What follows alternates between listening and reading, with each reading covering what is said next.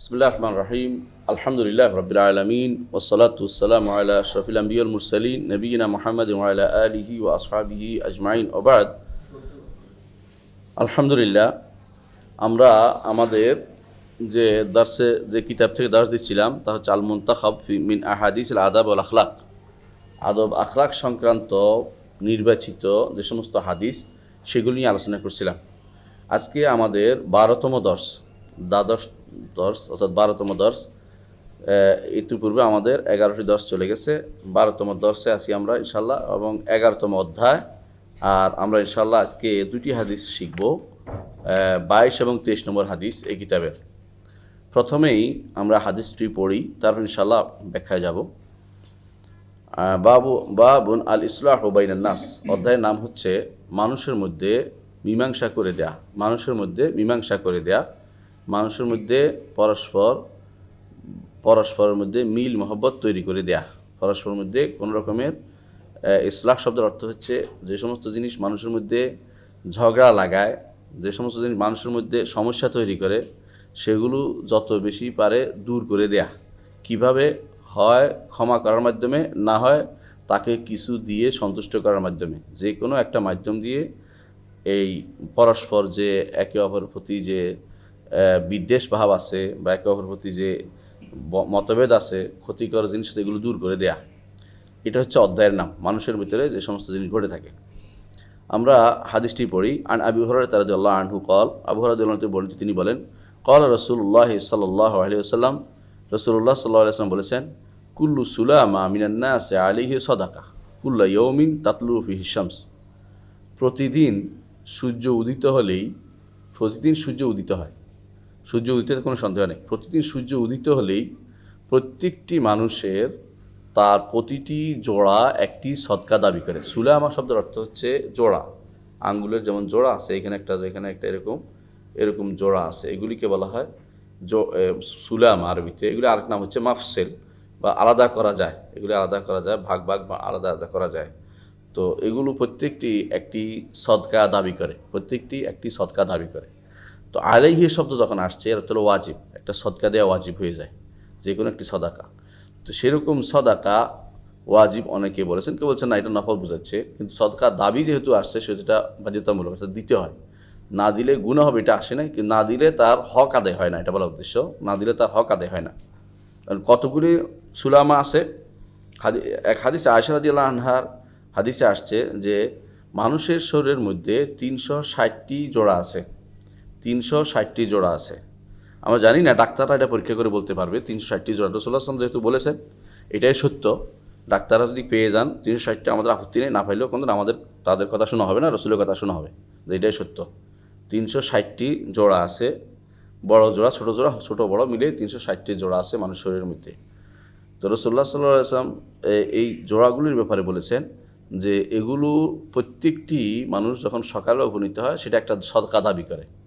ধরেন আপনি সকালে উপনীত হয়েছেন, শরীয়তের দৃষ্টিকোণ হচ্ছে এটা, প্রত্যেকটি জোড়ার জন্য আপনি একটা সদকা দিবেন। এখন 360টা সদকা দেওয়া তো খুব কঠিন। 360 টাকা দিলে তো অনেকে বলুন যে আমি তো এত টাকা কোত্থেকে দিব।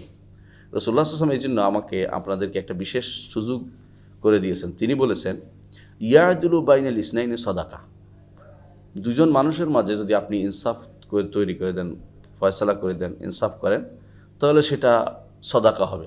দুজন মানুষের মধ্যে আপনি ইনসাফ করেন, ইয়াদুল অর্থ কি?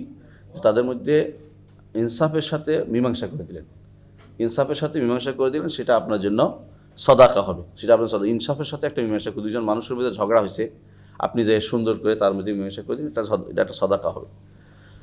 এরপর বলেছেন, ওয়া ইউইনুর রাজুলা আলা দাব্বাতি ফায়াহমিলু আলাইহা আও ইয়ারফাউ আলাইহা মাতাআহু সাদাকা। একজন মানুষ তার বোঝা বহন করতে পারছে না, একজন মানুষ তার বোঝা বহন করতে পারছে না, আপনি তার বোঝাটা আপনার বাহনে নিয়ে গেলেন।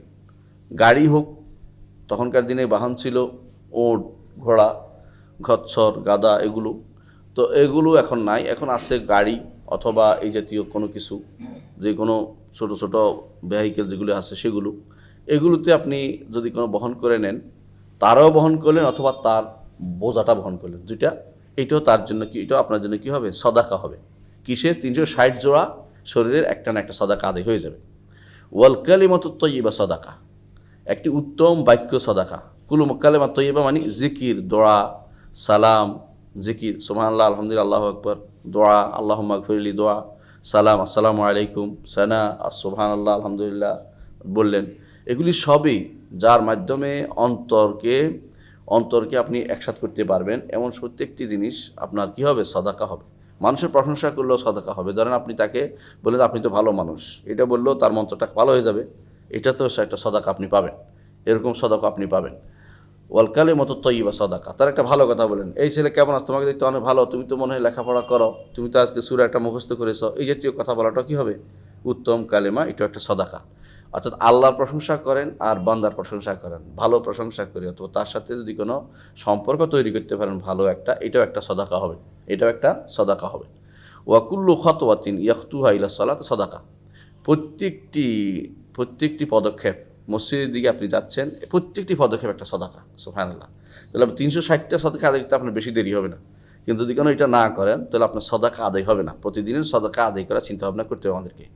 ও ইউমিতুল আদা আনি তরিক সদাকা, রাস্তা থেকে কষ্টদায়ক জিনিস দূর করা সদাকা। ধরেন আপনি নাকের ময়লা রাস্তায় ফেললেন না, গলার কাশিটা রাস্তায় ফেললেন না, কেউ ফেললে এটাকে দাফন করে দিলেন, কোনো কিছু দেখলে সরাই দিলেন, ইট একটা পাইলেন সরাই দিলেন, এগুলি সবই কিন্তু আপনার জন্য সদাকা হবে। তো কষ্টদায়ক জিনিসের মধ্যে এটাও হয় যে আপনি কারো কষ্টের কারণ হলেন না, নিজে কারো কষ্টের কারণ হলেন না। সেটা কি? আপনি নিজে এমন একটা গুনার কাম করছেন আর 10 জন দেখে দেখে শিখতেছে, এটাও কিন্তু একটা কষ্টদায়ক জিনিস, এগুলিও দূর রাখতে পারলেও এটাও সদাকা হবে। অর্থাৎ ইউমিতুল আদা আনিত তরিকে সদাকা, রাস্তা থেকে, পথ থেকে যা কিছু আছে কষ্টদায়ক জিনিস, এগুলো দূর করলে সদাকা হবে। এই হাদিস থেকে আমরা অনেক কিছু জানতে পারি। সেটা হচ্ছে 1 নম্বর শিক্ষা হচ্ছে এটা, যে তাজকিরুন ইনসান বিনিয়ামিল্লাহ আলাইহি, আল্লাহ তাআলা মানুষের ভিতরে অনেক নেয়ামত দিয়েছেন শরীরের মধ্যে, এত বেশি যে আল্লাহ তাআলা তার শরীরটা সৃষ্টি করেছেন এমনভাবে, আপনি দেখেন কখনো কখনো আঙ্গুল একটা নাড়তে না পারলে আপনার জীবন বের হয়ে যায়, যে একটা আঙ্গুল নাড়তে পারতেছি না। আমি তো বাড়িতে গেলাম, আমার মা বলতেছে যে আঙ্গুল সবগুলোই চলে, একটা চলে না, বিড়বিড় করে, এটাই তার শরীরটা খুব কষ্ট হয়ে যাচ্ছে। একটা আঙ্গুলের কোনা যদি ব্যথা হয় সারা শরীরে ব্যথা হয়ে যায়, যে এটা কোথাও দেখবেন সুই ফুটছে, আপনার মনে হয় যেন সারা শরীরে ব্যথা লাগছে। তো এই জন্য আপনি বুঝতে পারেন যে কত একটুকু, এটাও এত বড় নেয়ামত। তাহলে আপনার এই নেয়ামতের কিন্তু একটা সদকা দাবি করে, একটা নেয়ামতের সদকা দাবি করে, এই প্রত্যেকটি জোড়া একটা সদকা দাবি করে। কখনো কখনো জোড়া এগুলি কাজ করে না, কখনো কখনো এগুলি আলাদা হয়ে যায় পরিপূর্ণভাবে। ব্যথা হয় যে হাঁটুতে, অনেক সময় দেখি মানুষ নিচে বসতে পারে না, এগুলি কিন্তু প্রত্যেকটা সদকা দাবি করে। এই সদকা হচ্ছে আল্লাহ শুকরিয়া আদায় করা এবং ভালো কাজ করা। তো ভালো কাজের মধ্যে একটি হচ্ছে বড়, যেটা আমরা যেই কারণে হাদিসটা এখানে আনা হয়েছে, তা হচ্ছে মানুষের ভিতরে ইসলাহ করা, মানুষের ভিতরে মীমাংসা করে দেওয়া, পরস্পরের মধ্যে ঝগড়াঝাটি হলে এগুলোকে সারিয়ে তোলা, এগুলোর যে সওয়াব আছে এটাই হাদিসের মধ্যে উল্লেখ করা হয়েছে। দ্বিতীয় আরেকটি হচ্ছে যে মানুষের মধ্যে সাহায্য করা। একজন মানুষ বোঝা বহন করতে পারতেছে না, একজন মানুষ কষ্ট পাচ্ছে, একজন মানুষ, তাকে সহযোগিতা করা দরকার, আপনি একটু করেন, সমস্যা কি? এত বেশি অহংকারে আমরা না হয়ে যাই, চেষ্টা করি আমরা কিছু শিখতে। এই যে শিখার প্রবণতা আমাদের, যে আমরা কিছু করতে চাই, মানুষের উপকার করতে চাই, মানুষের একটু ভালো করতে চাই, একজন আরেকজন দেখে শিখতে পারি, নিজেও শিখাইতে পারি, আর সন্তানদেরকে, নিজে করলে সন্তানরাও করবে। আপনি যেটা করবেন সন্তানরা তাই করবে, আপনি যদি পড়ালেখা করেন সন্তান তাই করবে, আপনি শিখে দেখেন যে ভালো কাজ করবেন, আপনার সন্তানরা বড় হলে দেখবেন যে ওই ভালো কাজের প্রবণতা, ও যে বাপ থেকে শিখে আসছে, অনেকে বলে যে বাপ থেকে বংশগত ধরাভাবে তারা এরকম, তারা বুঝতে পারে। এই জন্য আপনার মানুষের উপকারার্থে যে কোনো সহযোগিতা করবেন, এটাও অবশ্যই একটা গুরুত্বপূর্ণ কাজ। তারপরে আরেকটি বলেছে কালেমাত তয়্যিবা, উত্তম কথা বলা, ভালো কথা বলা, এটাও একটা সদাকা। এটা আমরা শিখতে পারলাম এই হাদিস থেকে। উত্তম কথা, সেটা আপনার উত্তম কথা হইতে পারে কোনো একটা সুন্দর বাক্যের মাধ্যমে, অথবা কোনো একটা খারাপ কথা আসছে মুখ বন্ধ করে, এটাও কিন্তু একটা ভালো কাজ। যে একটা আপনাকে খারাপ বাক্য বলেছে, আপনি তাকে ভালো বাক্য দিয়ে ইদফার বিল্লাতি আহসান, উত্তম কথা দিয়ে সেটা প্রতিরোধ করলেন। সে আপনাকে একটা কথা বলছে, আপনি সুন্দর কথা দিয়ে সেটা সুন্দর প্রতিরোধ করতে পারলেন, এটাও কিন্তু একটা ভালো কাজ, এটাও একটা উত্তম কাজ, উত্তম কালেমা আপনি দিলেন। 5 নম্বর আরেকটি উপকারিতা আমরা পাই, সেটা হচ্ছে যে মসজিদের দিকে যত চলবেন ততই আপনার সদাকা হবে, যত হাঁটবেন। অন্য বর্ণনায় আসছে এক পদক্ষেপে আপনার গুনাহ মাফ হবে, আরেক পদক্ষেপে আপনার রফে দারাজাত হবে, আরেক পদক্ষেপে আপনার থেকে আল্লাহ তাআলা বিপদ আপদ দূর করবেন। আর এগুলি সবই কিন্তু মসজিদে আসার উপকারিতা। এই জন্য আবার হাদিসে আছে এই যে মসজিদের মধ্যে আরও অন্যান্য উপকারিতাও আসছে। তো আমরা এটাই বলবো, এখানে যেটা দরকার সেটা হচ্ছে, যেটা বলা হয়েছে সেটা হচ্ছে যে মসজিদের দিকে জমাতে সালাতের জন্য যতই হাঁটবেন ততই আপনার উপকার বাড়বে, এবং অনেক সওয়াব, যত বেশি পদক্ষেপ তত সওয়াব। এই জন্য দেখেন জুমার দিনে পায়ে হেঁটে মসজিদে যাওয়াটাকে উদ্বুদ্ধ করা হয়েছে, যারা যাওয়ার সামর্থ্য রাখে। আর যারা যাওয়ার সামর্থ্য এটা আলাদা কথা। এই জন্য অনেকেই চেষ্টা করে পায়ে হেঁটে যেতে, জুমার দিনে মসজিদে গাড়ি রেখে দূর হইলে একটু হেঁটে যায়, হেঁটে গেলে তার সওয়াবটা বেশি। আমরা আমাদের ওস্তাদদের দেখেছি, ওনাদের জামাতের থেকে ওনাদের বাসা প্রায় আধা কিলোমিটার, তারপরে হেঁটে যেত, বলছে হেঁটে যাওয়া সব বেশি। গাড়ি দিয়ে যাওয়ার মধ্যে গুণা নাই, কিন্তু সব কম হবে, আর একটু অহংকার ভাবও থাকে গাড়ি নিয়ে আসছে, এটা যেন না থাকে। অন্তত যতটুকু পারা যায় হেঁটে এই কাজগুলো। আর সকালবেলা যদি কেউ মসজিদের দিকে হেঁটে যায়, হাঁটাহাঁটি করে, তখন তার কিন্তু আল্লাহ তাআলা তার শারীরিকভাবে তাকে সুস্থতা দান করবেন। এটা উদ্দেশ্য হবে না, এটা হচ্ছে অনুদ্দেশ্যভাবে প্রাপ্ত, উদ্দেশ্যহীনভাবে প্রাপ্ত। এটা উদ্দেশ্য হতে পারবে না যে আমি মসজিদের দিকে হাঁটতেছি শরীর ভালো হওয়ার জন্য, এটা না। মসজিদে হাঁটছে সওয়াব পাওয়ার জন্য, চিন্তা ভাবনা করতে হবে, নিয়তের উপরে সওয়াব পাওয়া যাবে। 6 নম্বর যেটা, রাস্তা থেকে খারাপ কিছু দূর করা, এই উপকারিতা আমরা পাইলাম। 7 নম্বর সেটা হচ্ছে কল্যাণের দ্বার অনেক বেশি, কল্যাণের দ্বার অনেক বেশি। আমরা যদি খুঁজে বের করতে পারি যেটা অনেক উপকারিতা। আপনারা যদি কোনো কেউ রিয়াদুস সালেহিন পড়েন, সেখানে একটা অধ্যায় পাবেন কাসরাতু আবওয়াবিল খায়র, কল্যাণের দ্বার অনেক বেশি। একজন মানুষ ইচ্ছা করলে সারাদিন কল্যাণের পিছনে লেগে থাকতে পারে। আমাদের জীবনের প্রতিটা মুহূর্ত চেষ্টা করবেন একটা কল্যাণের মধ্যে কাটাতে। সাহাবায়ে কেরাম এত কল্যাণের কাজ করতেন, তাদের যদি বলা হয়তো আগামী দিন কিয়ামত হবে, তবে তারা আর বাড়াইতে পারতেন না, মানে বাড়ানোর জায়গা শেষ। মানে মিটার যত দিতে পারতেন, মানে যতটুকু আপনার কল্যাণের মিটার দেওয়া দরকার ততটুকু দিয়ে দিয়েছে। আমি একজনের এই অফিসে গেলাম একবার, যেয়ে দেখলাম যে উনি পত্রিকা বের করে, একটা ইসলামিক টিভির কাজ করে, একটা অনলাইন কাজ করে, উনি একটা স্কুল আছে অনলাইন, একটা মাদ্রাসা আছে অনলাইন, উনি এত কিছু করতেছে। আমি বললাম যে আপনার ভলিউম শেষ, আপনি কত ভলিউম দেবেন? বলছে আমি চেষ্টা করতেছি কোনো ভলিউম যেন বাদ না যায়, একটা মুহূর্ত যেন আমার জীবনের একটা মুহূর্ত যেন ভালো কাজ থেকে বাদ না যায়। এইটি ভিত্তি হচ্ছে সফল, যারা এই কাজটি করতে পারে। মানে আপনার প্রতিটা মুহূর্ত হয় ভালো কাজ করবেন, না সুবহানাল্লাহ আলহামদুলিল্লাহ মুখে বলতে করবেন বা বলবেন, কিছু একটা উচ্চারণ করবেন।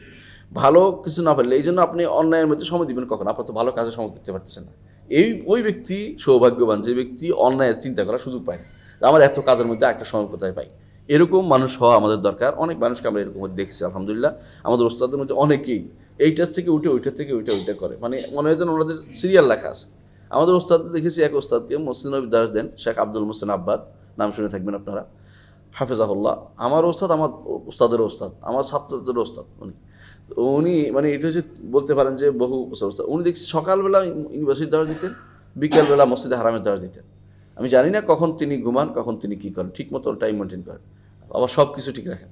তো এরকম মানুষরা যারা সারাক্ষণ এই ব্যস্ত থাকে, ওরা হচ্ছে কল্যাণের মধ্যেই লেগে আছে। এরকম কল্যাণের মধ্যে লেগে থাকাটা এটা আল্লাহর বিশেষ রহমত, যে অনেক কল্যাণের জিনিস আল্লাহ তাআলা দিয়ে দিয়েছেন। একজন মানুষ দুনিয়াতে ইচ্ছা করলে সেই কল্যাণের কাজগুলি করতে পারে। 8ম যে উপকারিতা হাদিস থেকে পাই তা হচ্ছে, ইসলাম যত কল্যাণের জিনিস আছে এগুলো গুরুত্ব দিয়েছে। বিশেষ করে মানুষের ভিতরে ইসলাহটা খুবই জরুরি জিনিস।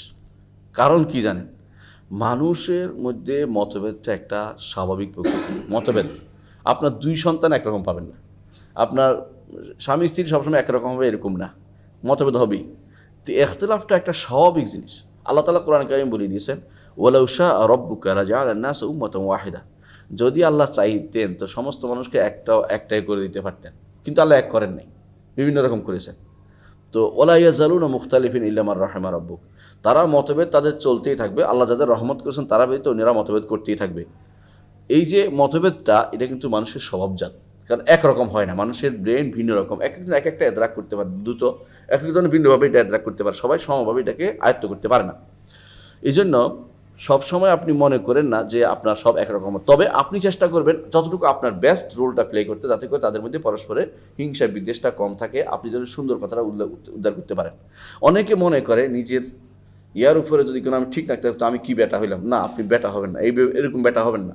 বেটা হবেন, হকের মধ্যে ঠিক থাকবেন, কিন্তু মানুষের ভিতরে যদি ছাড় দেওয়ার সুযোগ থাকে সেখানে ছাড় দিবেন। সেখানে ছাড় দেওয়ার মধ্যে হচ্ছে আপনার প্রমাণ যে আপনি একজন সত্যিকারের মানুষ, যে আপনি হক না হয় হকের জায়গা নয়, অন্য জায়গাতে আপনি মানুষের ভিতরে মিল মহব্বত করার জন্য একটু ছাড় দিতে আপনার সুযোগ আছে। এই জন্য হাদিসে রাসূলুল্লাহ সাল্লাল্লাহু আলাইহি ওয়াসাল্লাম বলেছেন যে ইন্না শায়তানা কাদিয়া আইসা ইয়াবুদাউল মুসাল্লুনা ফি জাজিরাতিল আরব, শয়তান নিরাশ হয়ে গেছে যে আরব উপদ্বীপে কেউ আর পূজা করবে না তার, বুঝছেন তো, মানে শয়তান সরাসরি কেউ মূর্তি পূজা করবে না, নিরাশ হয়ে গেছে। এই জন্য আরব উপদ্বীপে কোনো মূর্তি পূজা নেই। কিন্তু অন্য জায়গায় মূর্তি পূজা আছে, সেখানে হয়। কিন্তু শয়তান সেখানে একটা জিনিস রাখছে, এটা কি চাহারি সেবাইনম, তাদের মধ্যে একটা হিংসা হানাই লাগাই রাখছে। এই জন্য দেখবেন যে আরবদের একটা হিংসা হানানি এই দেশের ওদের সাথে মালের দেশে লাগাই রাখছে, হিংসা হানানি রয়েছে। এটা শয়তানের কাজ, এইটা শয়তানের কাজ। এইটা থেকে মুক্ত হওয়ার জন্য আমাদের চেষ্টা চালাতে হবে। এটা কি ইসলাহ বাইরের নাস, মানুষের মধ্যে মীমাংসা করে দিতে হবে। অনুরূপ এক বর্ণনা আসছে হাদিসে, রাসূলুল্লাহ সাল্লাল্লাহু আলাইহি ওয়াসাল্লাম বলেছেন, ইবলিস তার আরশটাকে পানির মধ্যে রাখে। আল্লাহর আরশ হচ্ছে পানির মধ্যে, তবে ইবলিসের আরশ হচ্ছে পৃথিবীর ভিতরে, বুঝছেন তো। মানে ইবলিসের আরশ হচ্ছে এই সৃষ্টির ভিতরে, আল্লাহর আরশ হচ্ছে সৃষ্টির বাইরে, তার উপরে, তার ষষ্ঠীর উপরে, আসমান জমিনের উপরে, বুঝতে পারছেন তো। আরশ একটা সৃষ্টি, কিন্তু তার এগুলোর উপরে হচ্ছে আরশ। আরশের ভিতরে এগুলি ছোট জিনিস, আমরা খুবই ক্ষুদ্র। তো ইবলিসের একটা আরশ বানাইছে এরকম, ইবলিস তো শয়তান, সে আরেকটা আরশ বানাইছে, আরশ পানির উপরে, সমুদ্রের পানির উপরে বানাইছে। সেইখানে সে যে যত বেশি ফেতনাবাজ তারে তত বেশি কাছে টানে যে তুমি ভালো কাজ করেছো।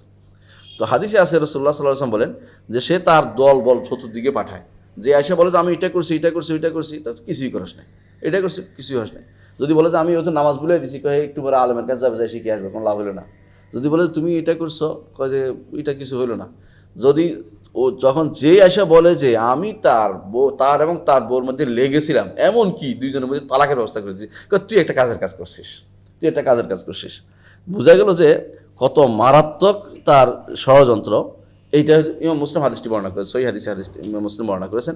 এর অর্থ হচ্ছে সে চায় ইসলাহ বাইনান নাস, মানুষের ভিতরে কোনোদিন মীমাংসা না, যত আছে তত মনের ভিতরে আবার খুব জাগাই দেবে যে অমুক দিন এটা বলছিল, অমুক দিন এটা করছিল, মনে আছে আমার এটা, মানে কোনো দিনেই সে এটা মন থেকে ভুলাই দেয় না। এই জন্য সবচেয়ে মানুষের ভিতরে ওই ব্যক্তি উত্তম যে দ্রুত ভুলে যায়, মানুষের দুঃখটা দ্রুত ভুলে যেতে পারে, ওই ব্যক্তি সবচেয়ে উত্তম।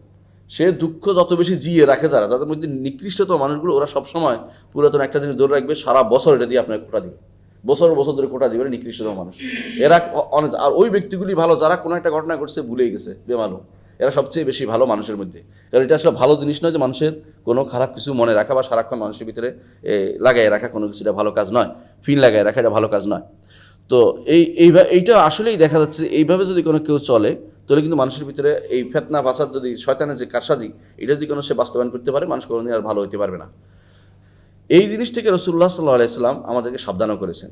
তিনি বলেছেন প্রতিদিন প্রতি সপ্তাহে সোমবার এবং বৃহস্পতিবার আসমানের দরজাগুলো খোলা হয় এবং আল্লাহ তাআলা প্রত্যেকটি মানুষকে ক্ষমা করেন, প্রত্যেকটি মুসলিমকে ক্ষমা করেন যে আল্লাহর সাথে শরিক করে না। শিরিক কিন্তু করলে কিন্তু ক্ষমা পাবে না, শিরিক করে না এমন প্রত্যেকটি মুসলিমকে আল্লাহ তাআলা কী করেন, ক্ষমা করে দেন। তবে যেই ব্যক্তি এবং তার ভাইয়ের মাঝে ঝগড়া আছে, আল্লাহ তাআলা বলেন যে এদেরকে ছেড়ে দাও, যতক্ষণ পর্যন্ত এরা মীমাংসা না যায় ততক্ষণ তাদের ক্ষমা করা হবে না, বুঝছেন তো। এই জন্য আপনারা জানেন যে প্রতি সপ্তাহে আল্লাহ ক্ষমা করেন, কিন্তু মীমাংসা না হলে ক্ষমা করবে না। প্রতি বছর আল্লাহ তাআলা ক্ষমা করেন, কোন সময়? লাইলাতুল কদর আপনারা বলেন, লাইলাতুল কদরও আছে, আরেকটা বর্ণনা আসছে 15 তারিখে, রমজানের 15 তারিখ, যে বর্ণনাটা দুর্বল সেটা আমরা বলি, রমজানের 15 তারিখ পালন করে যারা, তারা ওই হাদিসে একটা জিনিস আসছে, সেটা কি, যে ওই বছরে একবার আল্লাহ তাআলা, ইবনে কাইয়িম উল্লেখ করেন যে বছরে আল্লাহ তাআলা একবার মানুষকে ক্ষমা করেন, সেই রাতিতে ক্ষমা করেন। কিন্তু সেখানেও ও এবাদতের কথা বলা হয় না, যেমন সোমবার বৃহস্পতি আমাদের প্রতি একটা এবাদত নেই, কিন্তু ওই রাতিতে ক্ষমা করেন। কিন্তু যার মধ্যে তার ভাইয়ের মধ্যে ইল্লা মুশরিকিন আও মুশাহিদ, মুশরিক করলে ক্ষমা করেন, আর মুশাহিদ পরস্পরের মধ্যে ঝগড়াঝাটি মতভেদ আছে, এই দুইজনকে ক্ষমা করেন না, দুইজন থাক, অন্যদেরকে ক্ষমা করে দেন। তাহলে বোঝা গেল ক্ষমার জন্য শর্ত হচ্ছে পরস্পরের মধ্যে হিংসা হানাহানি লেগে থাকা যাবে না, এটা ক্ষমা করে দেয়া, এটা হচ্ছে বিশুদ্ধতম পদ্ধতি, যার মাধ্যমে একজন আরেকজন থেকে ক্ষমা নিতে পারে। ক্ষমা নিলে তখন এটা ক্ষমা হয়ে যায় এবং ওই সোমবারে বৃহস্পতিবার লোকটা ক্ষমা পাবে, বছরেও ক্ষমা পাবে। তাহলে বোঝা গেল লোকটার কিন্তু বিশাল উপকার রয়েছে, যদি কোনো সে ক্ষমা করে দিতে পারে। অন্য হাদিস আছে, রাসূলুল্লাহ সাল্লাল্লাহু আলাইহি ওয়াসাল্লাম বলেছেন যে কোনো মুসলিমের জন্য উচিত নয় তার ভাইকে 3 দিনের বেশি তার সাথে কথা বলা ত্যাগ করবে, হাজার করবে। হাজার অর্থ হলো তার থেকে দূরে থাকবে। তবে কীরকম, দুজন দেখা হয় কিন্তু কারোর সাথে কেউ কথা বলে না, একদিন থেকে আরেকদিন আস্তে করে চলে যায়, তার সাথে কোনো কথা বলতে চায় না, সালাম বিনিময় করতে চায় না, এটা কখনো বৈধ নয়। হ্যাঁ, যদি বেদাতের কারণে হয়, যে লোকটা বেদাত প্রচার করতেছে, শিরিক প্রচার করতেছে, কিন্তু কথা শুনে না, তখন তাকে আল্লাহর ওয়াস্তে লিল্লাহ, এটা বলে মান আবগাদা লিল্লাহ, আল্লাহর জন্য ভালোবাসা, আল্লাহর জন্য কিনা করা, তখন সেই প্রশ্ন আসবে। কিন্তু এর বাইরে ব্যক্তিগত কারণে, ব্যক্তিগত কোনো অর্থনৈতিক কারণ অথবা ব্যক্তিগত কোনো কথাবার্তার কারণে একে অপরকে ত্যাগ করতে পারেন। সর্বোচ্চ যদি পছন্দ না হয়, কি করবেন? আসসালামু আলাইকুম, ওয়ালাইকুম সালাম, একটু যেন চলে। অনেকে আছে আমার কাছে মাঝে মধ্যে প্রশ্ন করে যে আত্মীয়দের মাঝে কেউ আছে খুব খারাপ ব্যবহার করে আমাদের সাথে, তো আমরা তার সাথে কথা বললে আরও খারাপ হবে, কি করা যায়? তার সাথে কথা বলা বন্ধ করে দেওয়া না, এটা করা যাবে না। অন্তত কি করতে হবে? সালাম বিনিময় থাকবে। আসসালামু আলাইকুম, ওয়ালাইকুম সালাম, কেমন আছো, তোরা ভালো থাকিস, দোয়া করি, আমি আল্লাহর কাছে দোয়া করতে ভালো থাকতে পারে। বেশি লম্বা করা যাবে না, খারাপ কথা যেন না আসতে পারে। অন্তত এটুকু যেন চলে পরস্পরের মধ্যে, এই কথাগুলো যেন চালু থাকে, এটা খেয়াল রাখতে হবে। অর্থাৎ এইটা যেন বন্ধ না করা হয়। আর রাসূলুল্লাহ সাল্লাল্লাহু আলাইহি ওয়াসাল্লাম বলেছেন খায়রুহুম মান ইয়াবদা বিসসালাম, তাদের মধ্যে সবচেয়ে উত্তম হচ্ছে ওইটা দুইজনের মধ্যে যে ব্যক্তি সালাম দিয়ে শুরু করে। তো দুইজনের মধ্যে যে আগে কথা বলবে সে উত্তম, আর অন্যরা অপেক্ষা থাকে যে সে সালাম দিলে আমি জবাব দেবো, এর আগ পর্যন্ত আমি দিব না, এটা যেন না হয়। অন্য হাদিসে রাসূলুল্লাহ সাল্লাল্লাহু আলাইহি ওয়াসাল্লাম বলেছেন যে কেউ তার ভাইকে 1 বছর পর্যন্ত কথা বলল না, সে যেন তার রক্ত প্রবাহিত করে দিল। সুবহানাল্লাহ। মানে 1 বছর, অনেকে আছে বছর কথা বলে না, এটা কিন্তু বিরাট খারাপ জিনিস। 1 বছর পর্যন্ত তার ভাইয়ের সাথে, মুসলিম ভাইয়ের সাথে কথা না বলার তো হচ্ছে তার রক্ত প্রবাহিত করা, অর্থাৎ বড় ধরনের গুনার কাজ। অন্য হাদিসে রাসূলুল্লাহ সাল্লাল্লাহু আলাইহি ওয়াসাল্লাম বলেছেন লা তাবাগাদু, পরস্পরের মধ্যে হিংসা বিদ্বেষ চালু করিও না, ওয়ালা তাহাসাদু, হিংসা করো না, বিদ্বেষ করিও না, ওয়ালা তাদাবরু, এক অপর থেকে মুখ ফিরিয়ে থাকো না। তাদাবুর অর্থ হলো পিছন দিয়ে থাকা, যে তোর দিকে আমি তাকাবো না, ওদিকে তাকাবো না। গ্রামে আছে এরকম, তুমি এদিকে ঘর দিছো, আমি ওদিকে পিছন দিব, যাতে করে ঘরের আমার সবসময় পিছন দিকে তুমি থাকো, সামনাসামনি না হয়, এরকম হয়। এটা কিন্তু শরীয়তে নিষিদ্ধ, রাসূলুল্লাহ সাল্লাল্লাহু আলাইহি ওয়াসাল্লাম নিষেধ করেছেন, ওয়ালা তাদাবারু। এরপর রাসূল বলেছেন ওয়াকুনু ইবাদাল্লাহি ইখওয়ানা, আল্লাহর বান্দারা তোমরা ভাই হিসেবে থাকো। লা ইয়াহিল্লু লিমুসলিমিন আন ইয়াহজুরা আখাহু ফাওকা সালাসিন, 3 দিনের বেশি কোনো মানুষের উচিত না তার ভাইয়ের সাথে কথা বলা ত্যাগ করা। এইভাবে দেখা যাচ্ছে যে আমাদেরকে শরীয়ত জিরাত শিক্ষা দিতে হচ্ছে যে মানুষের ভিতরে মতভেদ হবেই, তবে মতভেদটাকে ধরে রেখে যত বেশি বাড়াবেন সমস্যা তত বাড়বেই, এটাকে যত তাড়াতাড়ি সম্ভব এটাকে আমাদেরকে মীমাংসা যেতে হবে। তো শরীয়তে কিন্তু ইসলাহের বিষয়টা গুরুত্ব দিয়েছে বেশি। আমরা কিছু দলিল উল্লেখ করব। কোরআনে কারীমে আল্লাহ তাআলা বলেছেন লা খায়রা ফি কাসীরিন মিন নাজওয়াহুম ইল্লা মান আমারা বিসাদাকাতিন আও মারুফিন আও ইসলাহিন বাইনান নাস। মানুষের মধ্যে মীমাংসা করার ব্যাপারে বলতেছে আল্লাহ তাআলা বলছেন যে তারা যে বসে বসে মীমাংসা করে, সলা পরামর্শ করে, কোনো লাভ নাই। দেখবেন যে বসে বসে সারাক্ষণ গল্প করতেছে। বিশেষ করে আপনি যদি কোনো কুমিল্লা নোয়াখালী এলাকায় দেখেন, তো দেখবেন যে বাড়ির সামনে সুন্দর করে তারা বসার জায়গা করছে, হ্যাঁ, এখানে বসে বসে দুনিয়ার গল্প সব কিছু করবে। কিন্তু যেটা আল্লাহ বলছে কি করতে হবে, ইল্লা মান আমারা বিসাদাকা, সদকার কাজ করবে না ওখানে, আও মারুফিন, কল্যাণের কথা বলবে না, আও ইসলাহিম বাইনান নাস, মানুষের মধ্যে মীমাংসার কথা বলবে না, ততক্ষণ পর্যন্ত এই বসার মধ্যে কোনো ফায়দা নেই। আল্লাহ বলছে লা খায়রা ফি, এদের এই সলা পরামর্শ বসার মধ্যে কোনো ফায়দাই নেই। সূরা নিসা 114 নম্বর আয়াতে আল্লাহ সেটা বলেছেন। আর বলছেন ওমান ইয়াফআল যালিকা, যে কেউ এরকম ইসলাহের কাজ করবে, ফাসাউফা নুতিহা আজরান আযীমা, আল্লাহ তাকে মহা পুরস্কার দিবেন। অন্য হাদিসে, অন্য আয়াতে আল্লাহ তাআলা বলছেন ওয়াইন খিফতুম শিকাকা বাইনিহিমা, স্বামী স্ত্রীর মধ্যে ঝগড়া বেশি হয়, অনেক সময় হইলে আল্লাহ তাআলা কি বলছেন দেখেন, যদি তাদের মধ্যে তোমরা ভয় করতেছে পরস্পর মীমাংসা হবে না বা ঝগড়া হচ্ছে, কিছু কি করা যাবে, আল্লাহ বলছে ফাবাসু হাকাম মিন আহলি ওয়া হাকাম মিন আহলিহা, এদিকে একজন নাও এদিকে একজন নাও, দুদিক থেকে, অর্থাৎ স্বামীর পক্ষ থেকে একজন, স্ত্রীর পক্ষ থেকে একজন নাও। যদি আল্লাহ চায় যে তাদের মধ্যে তৌফিক করবেন, তাহলে দুইজনের কথা ইসলাহুল্লাহ বাইনাহুম, আল্লাহ তাদের মধ্যে ইসলাহ করে দিবেন, মীমাংসা করে দিবেন।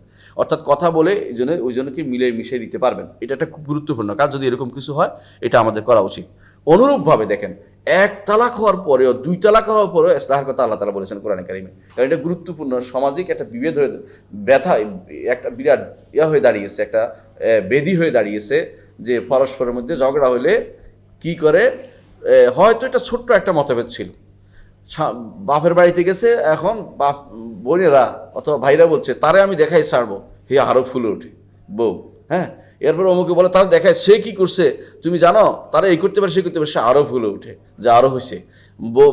এরপরে তার শাশুড়ি বলবে, অর্থাৎ মা বলবে যে লইয়ালাম তোরা আছে ভালো বিয়ে দেবো আমি, এরকম করে বলবে। এইগুলি হচ্ছে বাড়াবাড়ির জায়গা, এইগুলি কখনো ভালো কাজ হয় না। শরীর দৃষ্টিতে এইখানে নষ্ট করে সবচেয়ে বেশি, কারণ এরপরে সে আফসোস করে সারা জীবন যে হায় রে, এ হয়তো এর চেয়ে ভালো ছিল, আমি তো এই ভুল করেছি।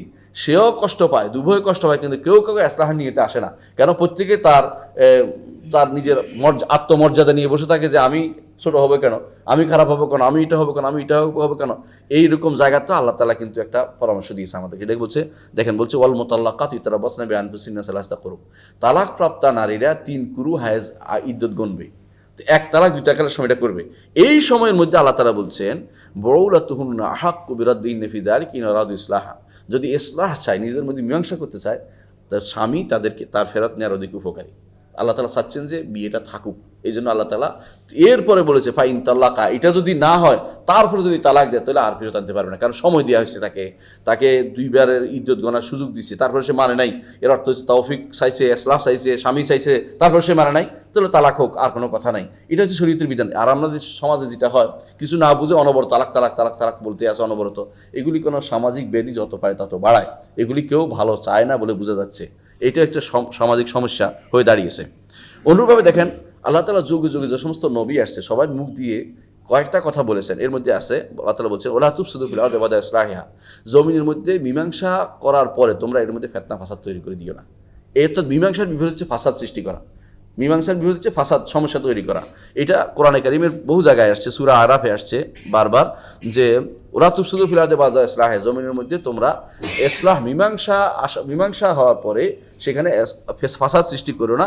ওয়াদউহু খাউফান ওয়া তামা, আল্লাহকে তোমরা ডাকো আশা এবং ভয়ের মাঝে, আশা এবং ভয়ের করে আল্লাহকে ডাকো। কি হবে তাহলে যদি ইসলাহ করে, কি হবে? ইন্না রাহমাতাল্লাহি কারীবুম মিনাল মুহসিনিন, এরা মুহসিন, আল্লাহর রহমত এদেরকে পেয়ে বসবে। সূরা আরাফের 156 নম্বর আয়াতে আল্লাহ বলেছেন। অনুরূপভাবে আমরা দেখতে পাই সূরা আরাফে আল্লাহ তাআলা আরো বলেছেন, যখন শুআয়ব আলাইহিস সালাতু ওয়াস সালামকে আল্লাহ তাআলা পাঠালেন নবী হিসাবে, তখন তিনি বলেছিলেন যে ওয়ালা তুফসিদু ফিল আরদি বা'দা ইসলাহিহা, জমিনের মধ্যে তোমার ফিতনা তৈরি করে। সে ফিতনা কি? এই ফিতনা হচ্ছে যে ওজনে কম দেওয়ার সময় কম দিবে, কম দেওয়ার সময় কম দিবে, আর নেওয়ার সময় ফুল নিবে। এইটাকে তিনি কঠিনভাবে বিরুদ্ধে গেছেন, যে অর্থনৈতিক যে লেনদেনের মধ্যে যে ফাসাদটা হয়, এটার বিরুদ্ধে শুআয়ব আলাইহিস সালাম তখন প্রথম দাঁড়িয়েছিলেন। ওই কওমের মধ্যে প্রথম এটা শুরু হয়েছিল, এই জন্য তিনি সেটার বিরুদ্ধে, অর্থাৎ শিরকের বিরুদ্ধে কথা বলার সাথে সাথে এটাও বলেছেন যে ফিতনা ফাসাদটাও বন্ধ করতে হবে তোমাদেরকে, সেটাও তিনি বলেছেন। এবং বলেছেন যে জমির মধ্যে তোমরা ফিতনা তৈরি করে দিও না। সূরা আরাফের মধ্যে এটা আমরা দেখতে পাই। অনুরূপভাবে আমরা আরও দেখতে পাই যে সূরা হুদের মধ্যে হুদ আলাইহিস সালাম বলছেন ইন উরিদু ইল্লাল ইসলাহ মাসতাতা'তু, আমি যতটুকু চেষ্টা করছি তোমাদের মধ্যে মীমাংসা করে দিতে। নবীদের কাজ হচ্ছে মীমাংসা করে দেয়া। নবীরা কখনো ফিতনা বাড়িয়ে দিতেন না। আমরা দেখেন মুহাম্মদ রাসূলুল্লাহ সাল্লাল্লাহু আলাইহি ওয়াসাল্লামের কয়েকটা উদাহরণ দেব। রাসূলুল্লাহ সাল্লাল্লাহু আলাইহি ওয়াসাল্লাম একবার শুনলেন আনসার মুহাজিররা ঝগড়া লেগে গেছে। একজন বলল ইয়া আলাল আনসার, একজন বলল ইয়া আলাল মুহাজির, আনসারের জন্য, একজন মুহাজিরের জন্য। ঝগড়া লাগার পরে রাসূলুল্লাহ সাল্লাল্লাহু আলাইহি ওয়াসাল্লাম বললেন যে আবে দাওয়াল জাহিলিয়া ওয়া ইনা বাইনা আযহুরিকুম, জাহিলি ডাক কে দিল? আমি তোমাদের মাঝে থাকতেই জাহিলি ডাক। অর্থাৎ এই যে গোষ্ঠীগত দাঙ্গা লাগাই দেয়া, গোষ্ঠীগত কেউ ওইটা আমার দেশ অমুক দেশে দেশে লাগিয়ে দেয়া, এটা শরীয়ত বিরোধী কাজ, এটা ইসলাম অনুমোদন করে না। মুসলিমরা সব এক গোষ্ঠী, এটাই শরীয়ত বলে। এখানে প্রত্যেক আলাদা করবে, তুমি তো বাঙালি, আমি তো চীনি, আমি তো আমেরিকান, এই জাতীয় কোনো কিছু নাই। এখানে সবটাই মুসলিম বিষয়, এটা রাসূলুল্লাহ সাল্লাল্লাহু আলাইহি ওয়াসাল্লাম চেয়েছেন। এই জন্য বলছেন এটা দারুহা ফাইনা মুনতিনা, এগুলি হচ্ছে পচা জিনিস, এগুলি উঠেও না। অর্থাৎ এই জাতীয় যে জাতীয়তাবাদ বা দেশাত্মবাদ, এগুলি ইসলামী শরীয়ত অনুমোদিত। মুসলিম যা এটা আছে কিনা, মুসলিমের মূল দাবি সে মুসলিম কিনা, মুসলিম আলহামদুলিল্লাহ, তার হক আছে আপনার উপর, আপনার হক আছে তার উপর, এইটাই শরীয়ত চাচ্ছে। এটাকে যদি কোনো আপনি দেখতে পারেন, রাসূলুল্লাহ সাল্লাল্লাহু আলাইহি ওয়াসাল্লাম এটা চেয়েছেন বারবার। আবার একবার তিনি শুনলেন মসজিদে কুবাতে 2 দলে, আনসারদের মধ্যে 2 দলে ঢিলাঢিলি হচ্ছে, রক্তাক্ত হয়ে যাচ্ছে। রাসূল বললেন চলো আমরা ওদের মধ্যে মীমাংসা করে দিই। রাসূল সাল্লাল্লাহু আলাইহি ওয়াসাল্লাম এটা চেয়েছেন। ইমাম বুখারী হাদিসটি বর্ণনা করেছেন। বোঝা যাচ্ছে রাসূলের জীবনে মীমাংসার মধ্যে সবসময় বেশি সময় তিনি কাটিয়েছেন। এমনকি কোনো লোক ঝগড়া হইতো পরিবারে, রাসূলের কাছে আসতেন মীমাংসা করে দেওয়ার জন্য। কেউ কিছু হলেই রাসূলের কাছে আসতেন মীমাংসা করে দেওয়ার জন্য। এমনকি একটা ঘটনা দেখেন, বারিরা নামক এক দাসী ছিল আয়েশা রাদিয়াল্লাহু আনহা। বারিরাকে যখন মুক্ত করে দিল আয়েশা রাদিয়াল্লাহু আনহা, আর তার স্বামী ছিল দাস, তখন বারিরা মুক্ত করে দেওয়ার পর বারিরা বলে যে আমি ওর সাথে ঘর করবো না, মানে দাসের সাথে ঘর করবো না, আমি এখন স্বাধীন না। বাড়িরা হাঁটছে, পিছনে মুগিস হাঁটছে, মুগিসের যা স্বামী হাঁটতেছে, কান্নাকাটি করতেছে, তুমি আমার ঘর করো না, তোমার ঘর করবো না। রাসূল বললেন যে বাড়িরা তুমি যদি ওর কথা শুনতে। রাসূলুল্লাহ সাল্লাল্লাহু আলাইহি ওয়াসাল্লাম এটা বলার পরে বাড়িরা বললেন যে রাসূল আপনি কি নির্দেশ দিচ্ছেন? বলে না, নির্দেশ দিচ্ছি না, সুপারিশ করতেছি। রাসূল বলছে আপনি এই সুপারিশ করেন না, আমি রাখতে পারবো না, এই সুপারিশ আমাকে করেন না। সুপারিশ রাসূল এমন জায়গাতেও ইসলাহ করতে চেয়েছেন যেখানে ইসলাহ করার মানে দরকারও নাই, বাধ্যতামূলক না, সেখানেও তিনি ইসলাহ করতে চেয়েছেন। বাধ্যতামূলক না, সেখানেও তিনি ইসলাহ করতে চেয়েছেন, যেহেতু স্বামী স্ত্রীর ব্যাপার, তারপর তিনি ইসলাহ করতে চেয়েছেন। বুঝা গেল রাসূলুল্লাহ সাল্লাল্লাহু আলাইহি ওয়াসাল্লাম সারা জীবন এই কাজটাকে খুব বেশি প্রাধান্য দিয়েছেন। দেখেন মুসা আলাইহিস সালাম যখন তুর পাহাড়ে যাচ্ছেন, আনবেন, তাওরাত আনবেন, তখন তিনি তার ভাই হারুনকে বললেন যে উখলুফ লি ফি কওমি, আমার পরিবর্তে তুমি আমার জায়গা থাকবে, ও আসলিহ ওয়ালা তাত্তাবি সাবিলুল মুফসিদিন, ইসলাহ করবা, মানুষের মধ্যে মীমাংসা করবা, ঝগড়াঝাটি করে ফিতনা লাগাই দিও না। কঠিনভাবে তিনি সে নির্দেশ দিলেন। এর অর্থ নবীরা সবসময় এই জিনিসটাকে সবচেয়ে বেশি প্রাধান্য দিয়েছেন। দেখুন কোরআনে কারিমে সূরা আনফালে আল্লাহ তাআলা বলেছেন যে তোমরা যে দুনিয়ার যুদ্ধ করো, যুদ্ধের যে গনিমতের মাল আসছে, সাহাবায়ে কেরাম গনিমতের মাল নিয়ে ঝগড়াঝাটি আরম্ভ করে দিয়েছে। রসুল বললেন, আল্লাহর কোরআন আয়াত নাজিল হলো, তোমরা অপেক্ষা করো। আল্লাহর কোরআন আয়াত নাজিল করে দিলেন যে ফাত্তাকুল্লাহ ওয়া আসলিহু যাতা বাইনিকুম। তারা আপনাকে জিজ্ঞাসা করছে গনিমতের মাল কি করবে, আপনি বলে দিন যে তাকওয়া অবলম্বন করো আর ইসলাহ করো। আগে ইসলাহ করো, পরে বন্টন হবে। নিজেরা ঝগড়াঝাটি করবে, আমি বন্টন করা বন্ধ করে দেবো। এটা হচ্ছে ইসলাহ, সবার আগে রাসূলুল্লাহ সাল্লাল্লাহু আলাইহি ওয়াসাল্লাম স্থান দিয়েছেন। আরও বলেছেন সূরা হুজরাতের ৯ নম্বরে আল্লাহ তাআলা বলেছেন ওয়া ইন তায়ফাতানি মিনাল মুমিনিনা ইকতাতালু, যদি মুমিনদের দুটি দল যদি নিজেরা পরস্পর হিংসা মারামারি করে, ফা আসলিহু বাইনাহুমা, তাদের মধ্যে ইসলাহ করে দাও। বাড়াই দিয়ে আগুন দিতে বলে নাই, গীতাহুতি দিতে বলে নাই। অনেকে যাইয়া বলে আমি তো উল্টাটা শুনে আসছি, এগুলি হচ্ছে হারাম কাজ, মানে উল্টাটা লাগাই দেয়, আরও বেশি শুনে আসে লাগাই দেয়, এটা শরীয়ত অনুমোদন করে না, শরীয়ত অনুমোদন করে না। এই জন্য আবু দারদা রাদিয়াল্লাহু আনহু হাদিসে আছে, রাসূলুল্লাহ সাল্লাল্লাহু আলাইহি ওয়াসাল্লাম বলেছেন, হাদিসটা শুনেন, খুব গুরুত্বপূর্ণ। তিনি বলেছেন আলা উখবিরুকুম বিআফদালি মিন দারাজাতি সিয়ামি ওয়াস সালাত ওয়াস সাদাকা, আমি কি তোমাদেরকে জানিয়ে দিব না সিয়াম, সালাত, সাদাকা, তিনটে জিনিস হতে উত্তম একটা জিনিস তোমাদেরকে জানিয়ে দিব না? সাহাবায়ে কেরাম বলে অবশ্যই জানিয়ে দিবেন। বলা ক্বালা সালাহু যাতাল বাইন, সেটা হচ্ছে পরস্পর মধ্যে মীমাংসা করে দেয়া। সুবহানাল্লাহ, খেয়াল করেছেন? আপনি সারা সালাত আদায় করাচ্ছে, সারা দিন রোজা রাখাচ্ছে, সদকা অনবর দান করাচ্ছে, এটা গুরুত্বপূর্ণ কাজ হচ্ছে মানুষের মধ্যে মীমাংসা করতে পারা। এটা কিন্তু বিশাল সওয়াবের কাজ।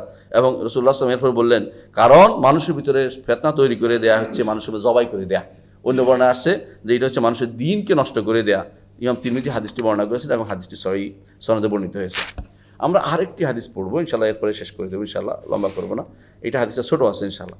আর উম্মে কুলসুম বিনতে উকবা রাদিয়াল্লাহু আনহা, উম্মে কুলসুম বিনতে উকবা রাদিয়াল্লাহু আনহা বর্ণিত, তিনি বলেন আমি রাসূলুল্লাহ সাল্লাল্লাহু আলাইহি ওয়াসাল্লাম বলতে শুনেছি, লাইসাল কাযাবু আল্লাযী ইসলাহু বাইনান নাস ফায়ানমি খায়রান আও ইয়াকুলু খায়রান, ওই ব্যক্তি মিথ্যাবাদী নয় যে ব্যক্তি তার উদ্দেশ্য অনুসারে কারো একটা কথা বলেছে এমনভাবে যেটা মিথ্যা বোঝা যায় না, তারপরেও লোকটা শুনে খুশি হয়ে গেছে, সে ব্যক্তি মিথ্যাবাদী না। সেটা কি? সে বললো যে আপনার সম্পর্কে সে খারাপ কিছু মনে করে না। ধরেন কি, আপনার দুজনের মধ্যে ঝগড়া হচ্ছে, আপনার ওনার মধ্যে, সে এসে বললো যে, আরেকজন এসে বললো, উনি এসে বললো যে সে আসলে আপনাকে খারাপ জানে না। আপনার কিন্তু মনের ভিতরে বলে তাহলে তো খারাপ না জানলে এটা ভালো কথা, তাহলে একটা অটোমেটিকলি আপনার মনটা তখন নরম হয়ে আসবে, কারণ আমি যতটুকু জানি খারাপ জানার কথা না সে আপনাকে। এটা কিন্তু মিথ্যা হয় না, কারণ একটা মানুষে ইসলাহ করতে যাচ্ছেন আপনি, কারণ আপনি তো যতটুকু জানি বলছেন, এমন তো হতে পারে আপনি জানেন না, এটা আলাদা কথা, কিন্তু যতটুকু জানি বলছেন, এর মধ্যে আপনার একটা বের হওয়ার একটা পথ আছে, এটাকে বলে মারিদ।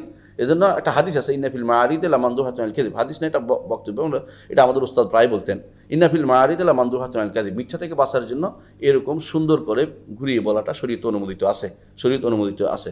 তো এইটা শরীয়ত অনুমোদিত জিনিসটা যে এটা হচ্ছে আপনি এমন কথা বলবেন যেটাতে বাহ্যিকভাবে সে সুন্দর বুঝছে, আপনিও মিথ্যা বলা উদ্দেশ্য না, এটা বলা উদ্দেশ্য, এইভাবে কথা বলাটা শরীয়ত অনুমোদিত। লাইসাল কাযা বলে এরকম বলে মিথ্যা হয় না, রাসূল বলছেন এটা বলে মিথ্যা হয় না। কে ফায়ানমি খায়রান, সে এমনভাবে কথা বলছে, মানুষ যে শুনছে সে বলছে ভালো কথা বলছে, আও ইয়াকুলু খায়রান, তো ভালো একটা কথা বলছে, এর মধ্যে মীমাংসা করে দিয়েছেন, এটা কোনো মিথ্যার ভিতরে পড়ে না। অন্য একটা হাদিসে এর একটা পুরো ব্যাখ্যা আছে, তিরমিজি হাদিসটা বর্ণনা করেছে, হাদিসটি সহিহ। লা ইয়াহুল কাযিব ইল্লা ফি সালাস, তিন জায়গাতে মিথ্যার বিষয়টা অনুমতি। এই মিথ্যা সরাসরি মিথ্যা না, এটা হচ্ছে এমনভাবে বলা যে যাতে করে মানুষের ভিতরে ঝগড়া জাতি বন্ধ হয়ে যায়, মানে ঠান্ডা হয়ে যায় জিনিসটা। যেমন কীভাবে রাসূল বলেছেন, ইউহাদ্দিসু রাজুলুন ইমরাআতাহু ফায়ুরদিহা, একজন মানুষ তার স্ত্রীকে খুশি করার জন্য এমন একটা কথা বলেছে, এতে খুব খুশি হয়ে গেছে, খুব খুশি হয়ে গেছে। আপনি বললেন যে ধরেন এই হয়েছে, সে হয়েছে, এই হয়েছে, সে হয়েছে, বললেন দেখো আমার এই তোমার দিকে তাকিয়ে তো খুব ভালোই লাগতেছে, আর তোমার দিকে তাকিয়ে আসলে অনেক ব্যথাটা তো আমি ভুলে যাই। মেয়ে মহা খুশি হয়ে যাবে, কিন্তু অল্পতে মহা খুশি হয়ে যাবে। এবং কি যদি বলেন যে এই যে কাপড়টা আনছি এইটা দাম কত জানো? না, এইটা তো 1000 টাকা, আসলে 600 টাকা দিয়ে কিনছেন আপনি, 1000 টাকা চাইছিল, তো কত টাকা দিয়ে কিনছেন আপনার দরকার নেই, আপনি তো 1000 টাকা, তো বাজারে 1000 টাকা এটার দাম, এটা তো 1000 টাকা আছে, আসলে বলতো না, আপনি কয় দিয়ে কিনছেন তো বলেন নাই। তো একে খুশি করার জন্য এইভাবে বলাটা, এটা নাম হলো খুশি করার জন্য কোনো কিছু বলা, এইভাবে কি আছে বৈধতা ইসলাম শরীয়ত দিয়েছে, স্ত্রীকে মানুষকে বোকা বানানোর জন্য না, এটা শুধুমাত্র নিজের স্ত্রীকে খুশি করার জন্য, হাদিসে এটা আসে। ওয়াল কাযিবু ফিল হারব, আরেক মিথ্যা হচ্ছে যুদ্ধের মধ্যে, রাসূলুল্লাহ সাল্লাল্লাহু আলাইহি ওয়াসাল্লাম যুদ্ধের মধ্যে এটা করেছেন। কীরকম আসে বললেন তোমরা কারা? বলেছে আমরা পানি থেকে।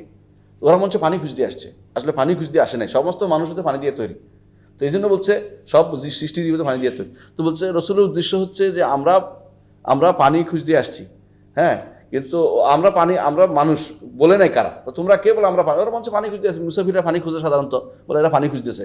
রসুলের উদ্দেশ্য একটা পালিয়ে যাওয়া, যদি না বলা, কিন্তু ওদের উদ্দেশ্য হচ্ছে যে এরা ইয়া করবে, এদের উদ্দেশ্য হচ্ছে যে এরা ধরবে কারা এরা, কিন্তু রসুল সুযোগ দিলেন না। আবার আবু বকর রাদিয়াল্লাহু আনহু যখন যাচ্ছিলেন হিজরতের সময়, রসুল বললেন যে একজন জিজ্ঞাসা করলো সামনে এটাকে, আপনি কে? বলে আমি মুসাফির। বলে সামনেরটাকে, সব আমার পথ দেখাই নিয়ে যাচ্ছে। রসুল্লাহ আসলাম সম্পর্কে নাম বলেন নাই, সত্য তো রসুল তো পথ দেখায়, দুনিয়া আখিরাতে পথ দেখাচ্ছে, এমনভাবে বললেন যাতে বুঝতে না পারে। এটা শরীয়ত অনুমোদিত, যুদ্ধের মধ্যে এগুলি অনুমোদিত আছে, এভাবে বলা অনুমোদিত আছে। এটাকে বলা হয় আল হারবু খেদা বা খোদা, যেটা বৈধ শব্দ। আরেকটা হচ্ছে ওয়ালকাদিবুল ইউসলিহু বাইনান নাস, মানুষের মধ্যে একটা কথা বলে, এমনভাবে কথা বলে যাতে করে দুজনের মধ্যে মীমাংসা করে দিতে পারে। আমার মনে আছে একজনের সাথে আমার সম্পর্ক খুব খারাপ যায়, একজন এসে বলে যায় তিনি কিন্তু আপনার খারাপ জানেন না। আমি দেখছি আমার মনের ভিতরে এটা একটা দাগ কাটছে যে এটাকে আসলে খারাপ না জানলে আমি কেন তার সঙ্গে খারাপ জানবো। এইভাবে আপনি যদি এটা করতে পারেন, এটা একটা সওয়াবের কাজ করলেন, যে মানুষের ভিতরে মীমাংসা করা দেওয়ার মতো এরকম একটা প্রবণতা আমাদের সব সময় থাকা উচিত, যে আমরা সুন্দর একটা কথা বলবো। যেমন আপনি যদি বলেন যে অমুকে তো আপনার খুব প্রশংসা করলো, সত্য কথাই বললেন, ভালো কথাটাই এর বললেন, কেন বললেন? যে প্রশংসা করলো, এতে করে দেখবেন তার মধ্যে একটা ভালো চাইবে। আর যদি বলেন যে আপনার 14 গোষ্ঠী উদ্ধার করেছে ওখানে, সে কিন্তু এরপর জীবনে আপনার মানে ওই লোকের খারাপ বলা যাবে না, আপনি একটা ভেজাল লাগাই দিয়ে আসলেন, অতিরিক্ত ভেজালটা লাগাই দিয়ে আসেন। অনেকে আছে তিলকে তাল করার ওস্তাদ, আর অনেকে আছে পুরো খারাপ জিনিসটাকে নিভিয়ে দিয়া ভালোটা শুধু বলে, ভালো দিকটা বলে। এই ভালো দিকটা বলা একটা কিন্তু ইসলাহের কাজ। একটা মানুষের কয়েকটা দিক আছে, আপনি তাকে ভালো দিকটা বলেন, কিন্তু তার একটা ভালো দিক কিন্তু আছে, সে মনে মনে আপনাকে খারাপ জানে না, আপনাদের পরিবেশ সম্পর্কে ভালো জিনিস জানে। এবং যতটুকু জানি আপনার এই স্বামী কিন্তু বাইরে কোথাও এদিক সেদিক তাকায় না, আপনার তার স্ত্রীর কাছে এসে বললো কেউ এদিক সেদিক তাকায় না, ঘরে এসে আপনার সাথে যাই করে না, কারণ বাইরে কিন্তু কোনো দিকে তাকায় না, দেখবেন স্ত্রী খুশি হয়ে যাবে এটাতে। তো এইরকম জিনিসগুলো করতে পারলে এটা কিন্তু শরীয়ত অনুমোদিত, এবং ইসলাহ এটাকে বলা হয়, এটা গুরুত্বপূর্ণ একটি কাজ। আমরা এই হাদিসের কয়েকটা উল্লেখ করবো, একটা হাদিস উল্লেখ করবো এর সমর্থনে, আরেকটা হাদিস উল্লেখ করবো। রাসূলুল্লাহ সাল্লাল্লাহু আলাইহি ওয়াসাল্লাম বলেছেন মানুষের মধ্যে কিছু মানুষ আছে মাফাতি হালিল খায়ের, কল্যাণের পথ উন্মোচন করে, মাকালি কালেকশন, অকল্যাণকে বন্ধ করে দেয়। আর মানুষের মধ্যে কিছু আসে যারা অকল্যাণের পথ খুলে দেয়, কল্যাণটাকে বন্ধ করে দেয়। রাসূল বলেছেন তুমি তাদের মধ্যে হও, ওই ব্যক্তির মধ্যে যে কল্যাণের পথ উন্মুক্ত করে দেয়, অকল্যাণকে বন্ধ করে দেয়, ওই ব্যক্তির জন্য ধ্বংস, যে ব্যক্তি নিজেকে অকল্যাণের পথ উন্মুক্তকারী বানিয়েছে, অকল্যাণ পথ মুক্ত করি। ইবনে মাজাহ হাদিসটি বর্ণনা করেছেন, হাদিসটি সনদ সহিহ, শাইখুল আলবানী হাদিসটিকে সনদ থেকে সহিহ বলেছেন। তাহলে আমরা দেখতে পাচ্ছি হাদিসটিকে ফায়দা কয়টা পাইলাম। আমরা এক নম্বর হচ্ছে মানুষের মধ্যে ইসলাহ করার কি আছে, বিশাল ফজিলত রয়েছে, এবং রাসূলুল্লাহ সাল্লাল্লাহু উৎসাহ দিয়েছেন, এবং মানুষের ভিতরে পরস্পর ভালোবাসা সম্প্রীতি বাড়ানোর চেষ্টা করতে হবে, এবং এটা ইসলামের একটা বিশাল উদ্দেশ্য। দ্বিতীয় হচ্ছে শরীয়ত চায়, ইসলামী শরীয়ত চায় যে মানুষের ভিতরে ইসলাহ করার জন্য প্রয়োজনে আপনি ঘুরিয়ে সুন্দর করে এমন একটা কথা বলবেন যার সরাসরি মিথ্যা নয়, অর্থাৎ একটা অংশ প্রয়োজনীয় অংশ বলবেন, যেটুকু খারাপ এটুকু না বলে প্রয়োজনীয় অংশ বলে আপনি কি করবেন, তাকে পরস্পরের মধ্যে মীমাংসার ব্যবস্থাপনা করে দিবেন। এখানে কয়েকটা আদাব আছে, আমি আদাবগুলোই বলে শেষ করবো। এক নম্বর আদাব হচ্ছে যে আপনি যে ইসলাহ করবেন, এক নম্বর হচ্ছে ইখলাস, একমাত্র নিয়ত থাকবে কি আল্লাহকে খুশি করা, যে এটার মাধ্যমে আমি সওয়াব পাবো। দ্বিতীয় আপনার নিয়ত থাকবে যে ইনসাফের সাথে কাজটা করব, ইনসাফের জুলুম না করি, মহিলা কষ্ট পাচ্ছে জালেম, তারপরে আপনি যে ইসলাহ করতে যাচ্ছেন এটা হবে না, সেখানে আপনাকে ইনসাফের মাধ্যমে সব ব্যবস্থা নিতে হবে। 3 নম্বর হচ্ছে যে আপনার এটা কাজটা করতে হবে ইলমে শারীর উপর ভিত্তি করে, এমন জিনিস জায়গা নয় যেখানে হারাম জায়গা, কুফরি জায়গা, সেখানে আপনি ইসলাহ করতে যাবেন না, বরং শরীয়তের ইলম থাকতে হবে। 4 নম্বর হচ্ছে আপনাকে দ্রুত তাড়াতাড়ি করা জরুরি না, ধীরে ধীরে তাকে বোঝানোর সময় চেষ্টা করেন, আস্তে আস্তে বুঝান। তাড়াতাড়ি কেন শুনলো না আপনি এর মধ্যে আবার খেপে যাবেন না, তাকেও আপনি বোঝানোর চেষ্টা করেন, তাকেও বোঝানোর চেষ্টা করেন, সময় দেন, তাদের মধ্যে একসময় হতে পারে দুজনের মধ্যে একটা মিল মহব্বত তৈরি হয়ে যেতে পারে। আর 5 নম্বর হচ্ছে উপযুক্ত সময় বিবেচনা করেন। একজন মানুষ তার আরেকজনের সাথে রাগ করছে, কষ্ট আছে, এই সময় যদি আপনি যত কথাই বলেন সে কিন্তু শুনবে না। তো পরিবেশটা দেখেন যে এই সময়টা তার ভালো আছে, এখন তার মন হাসি খুশি আছে, এখন তার সাথে একটা কথা বললে সে নিবে। এমন সময় বলবে না যে সময় সে এমনিতেই মন খারাপ করে আছে, ঝগড়ার মধ্যে আছে, মাথার মধ্যে রক্ত উঠে আছে, এই সময় বললেন, এই সময় সে আপনার ভালো কথাকে সে খারাপভাবে নিবে।